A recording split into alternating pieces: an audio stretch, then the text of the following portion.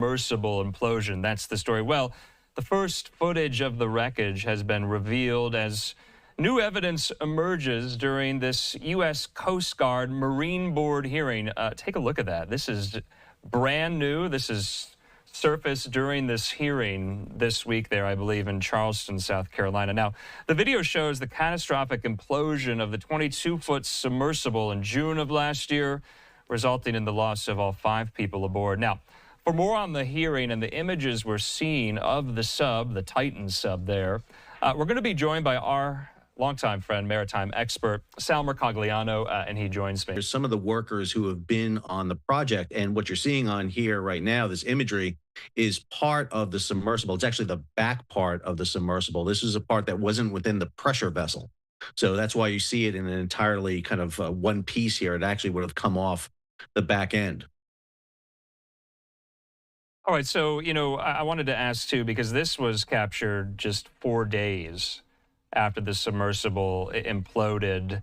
Why do you think it took us so long to see some of this footage here? I mean, why do we need a hearing for this to reveal itself, so to speak? And to your point, Sal, you and I had discussed at the time that a large chunk of this submersible was completely pulverized by the pressure. So I think viewers might be surprised that they are seeing that large chunk intact there.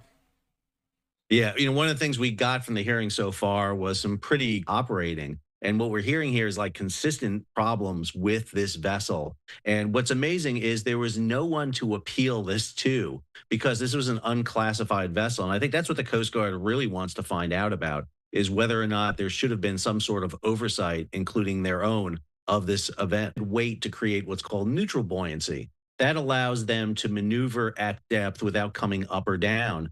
And based on the communications, everything was operating normally. There did not seem to be any major issues. There was no indication at all that there was an accident. And based on the reports of everyone so far, and again, we've only had a couple of days of the hearing, is the events that unfolded were nearly instantaneous. That it was, they did not know what was going to happen. The problem is that there were indicators long before this that there should have been more concern, including the owner, CEO, who was piloting this vessel. There was a very graphic description of him piloting a sister ship of this, the first version of this vessel, and nearly colliding with another underwater shipwreck. This is the Andrea Doria.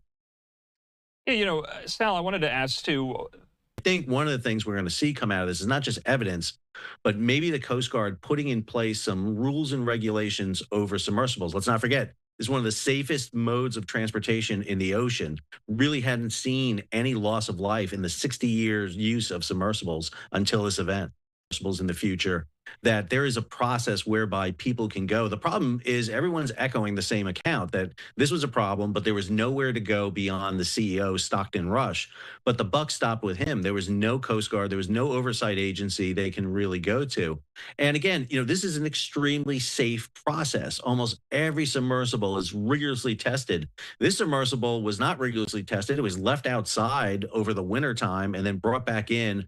And it used a fairly new technology of carbon fiber to be able to be launched. So I think what we hope to see here is really prevent maybe the hubris of someone who wants to challenge the environment and not taking, paying passengers with them into a dangerous environment.